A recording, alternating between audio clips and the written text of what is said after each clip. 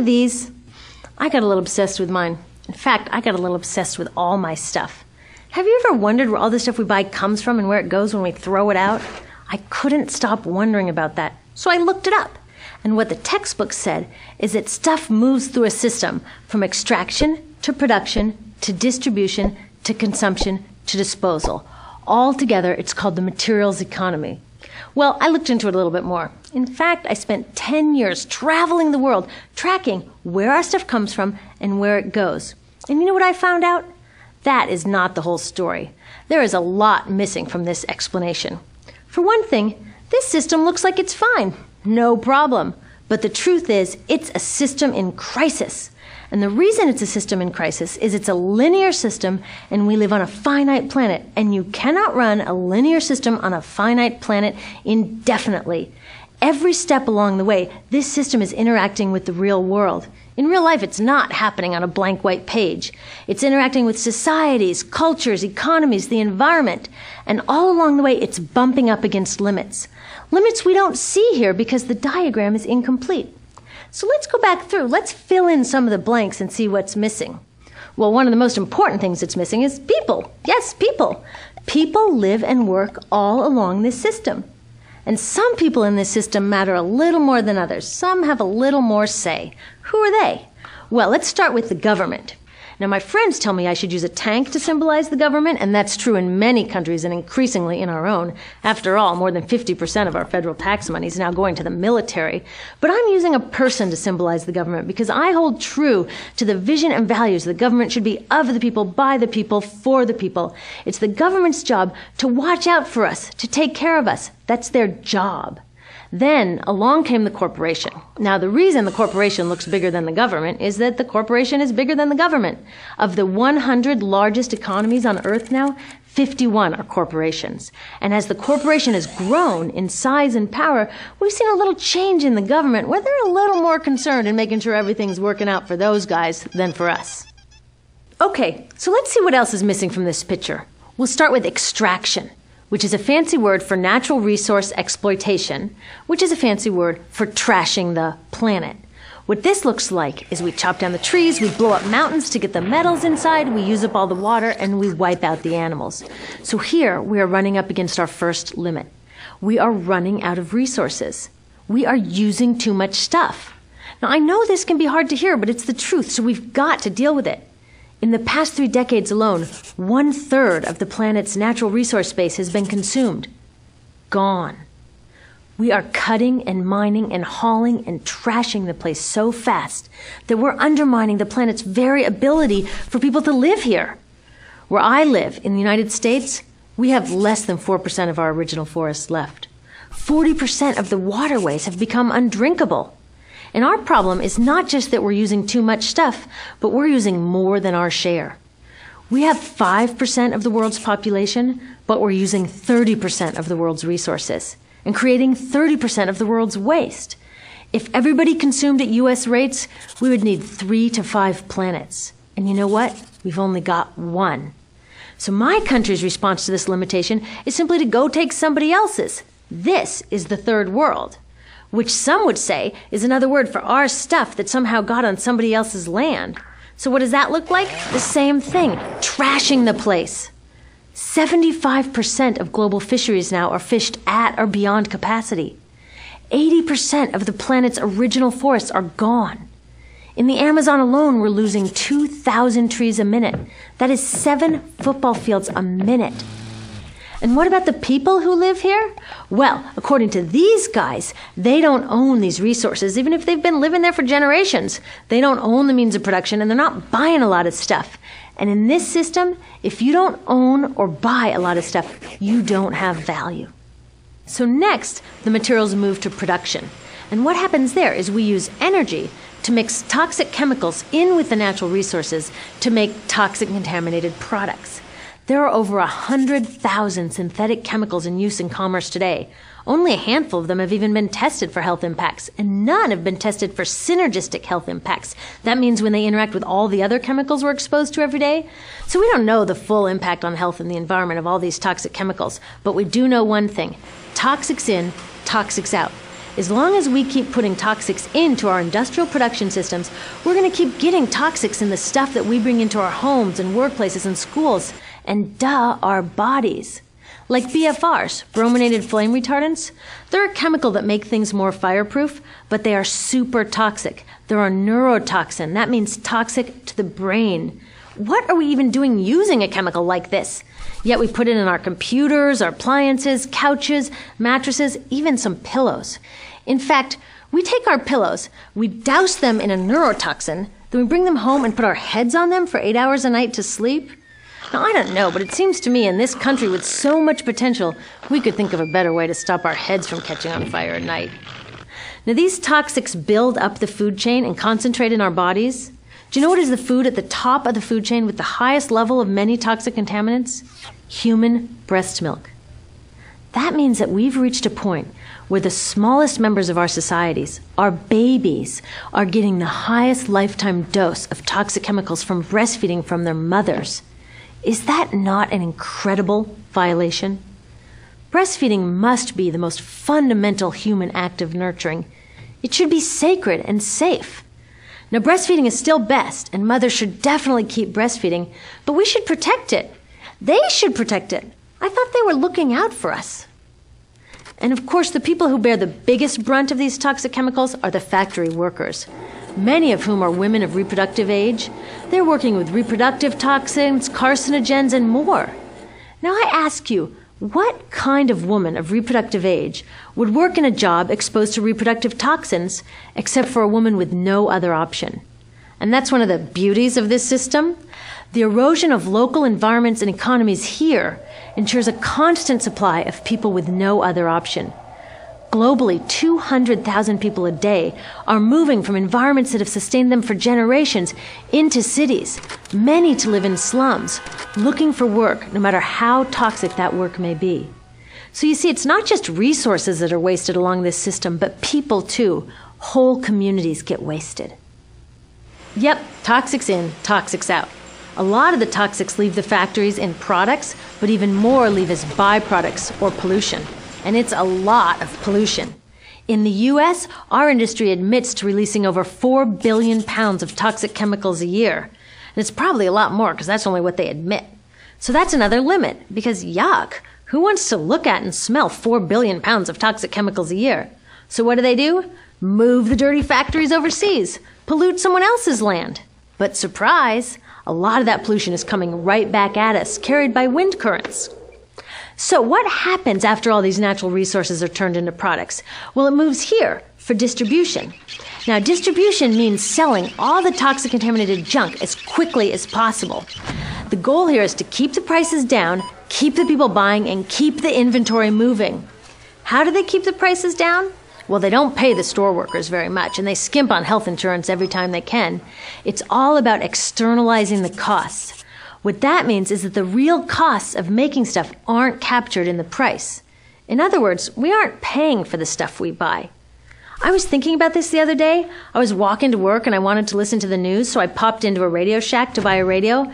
I found this cute little green radio for $4.99. I was standing there in line to buy this thing, and I was thinking, how could $4.99 possibly capture the cost of making this radio and getting it into my hands? The metal was probably mined in South Africa. The petroleum was probably drilled in Iraq. The plastics were probably produced in China.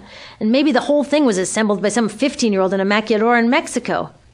$4.99 wouldn't even pay the rent for the shelf space it occupied until I came along, let alone part of the staff guy's salary who helped me pick it out, or the multiple ocean cruises and truck rides pieces of this radio went on.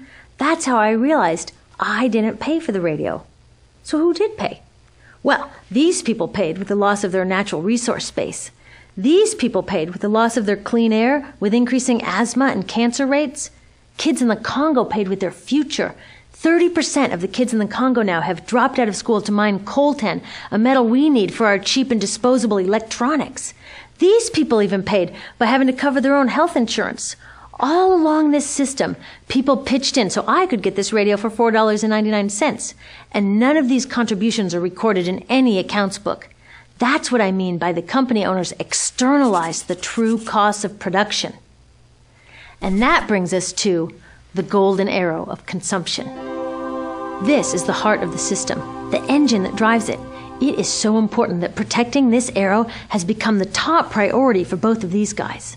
That's why after 9/11, when our country was in shock and President Bush could have suggested any number of appropriate things, to grieve, to pray, to hope, no, he said to shop, to shop.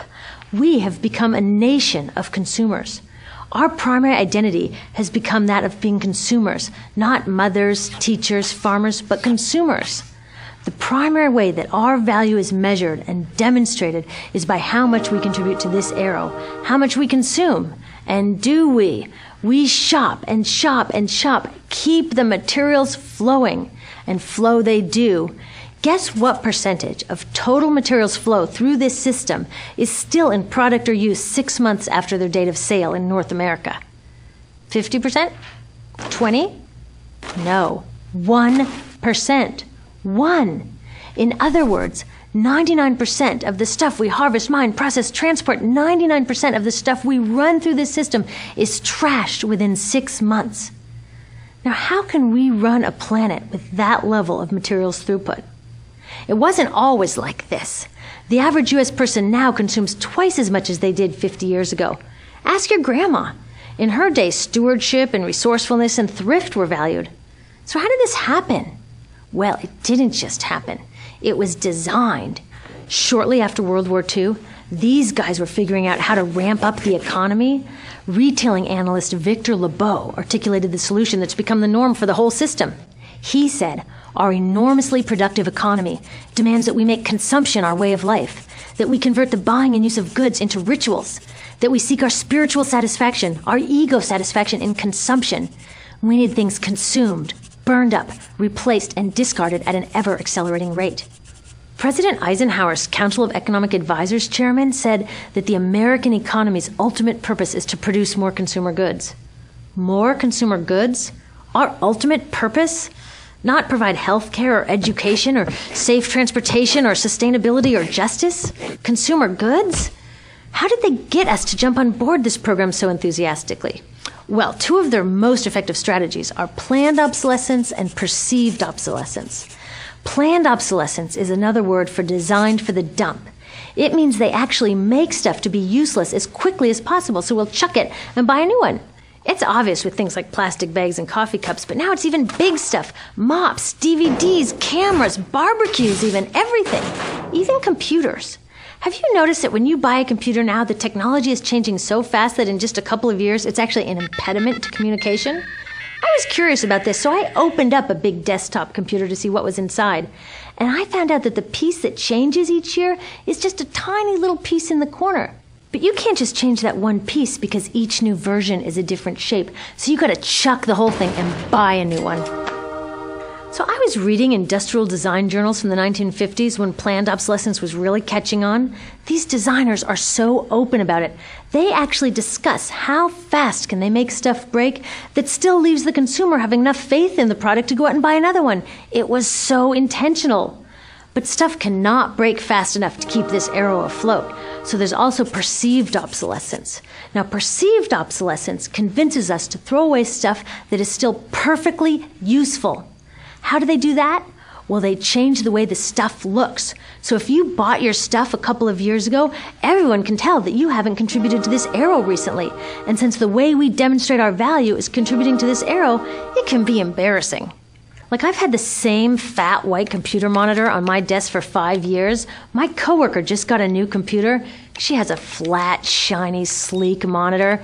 It matches her computer, it matches her phone, even her pen stand. She looks like she's driving in Spaceship Central, and I look like I've got a washing machine on my desk. Fashion is another prime example of this. Have you ever wondered why women's shoe heels go from fat one year to skinny the next to fat to skinny? It's not because there's some debate about which heel structure is the most healthy for women's feet. It's because wearing fat heels in a skinny heel year shows everybody that you haven't contributed to that arrow as recently, so you're not as valuable as that person in skinny heels next to you, or more likely in some ad. It's to keep us buying new shoes. Advertisements and media in general plays a big role in this. Each of us in the U.S. is targeted with over 3,000 advertisements a day. We see more advertisements in 1 year than people 50 years ago saw in a lifetime.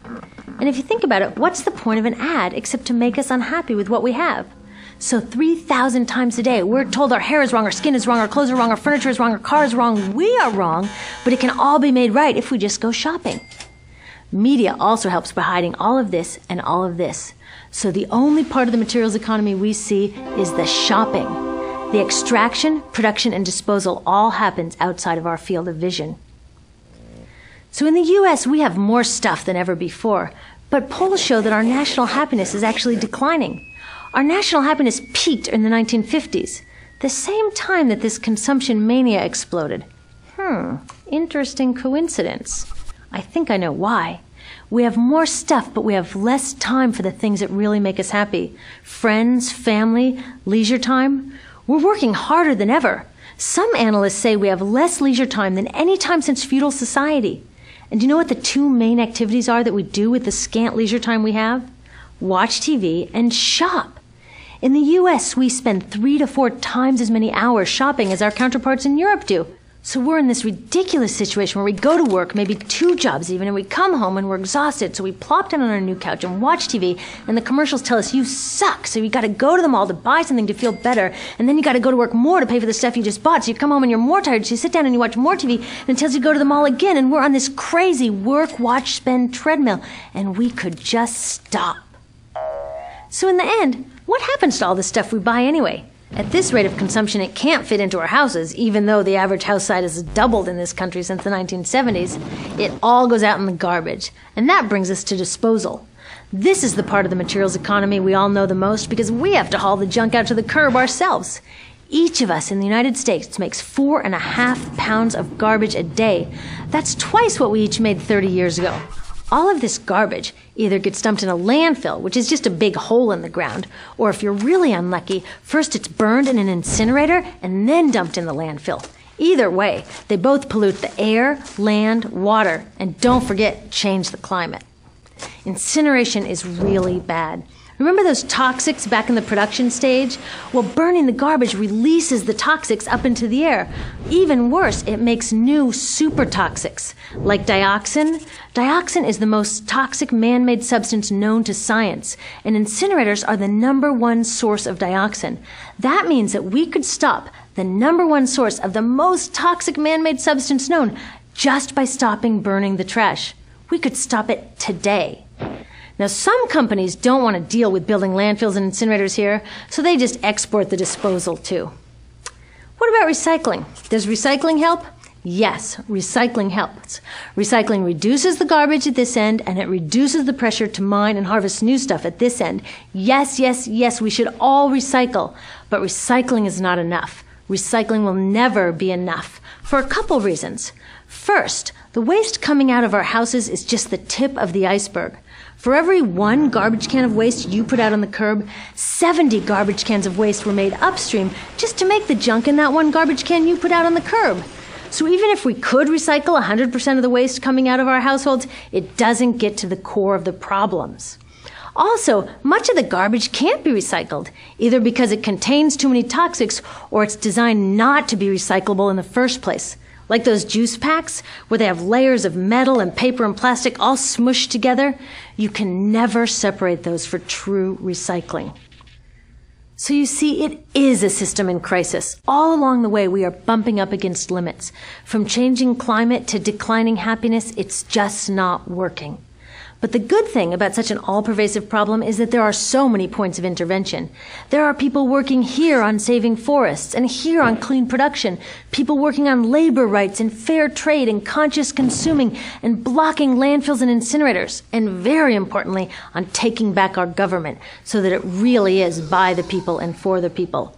All of this work is critically important, but things are really going to start moving when we see the connections, when we see the big picture.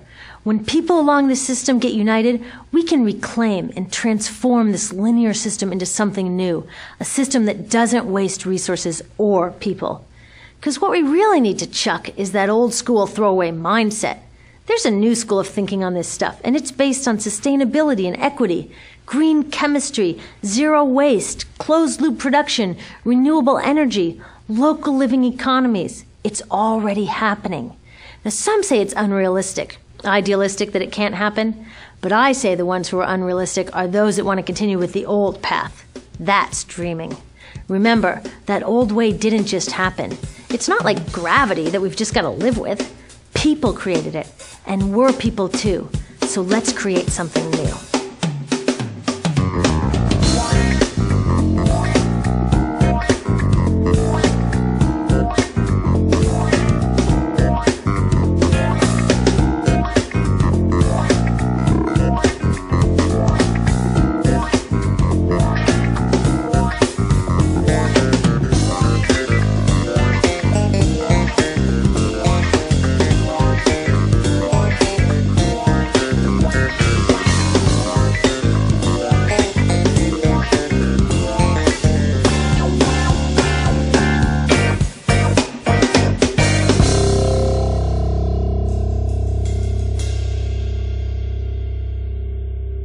Wow.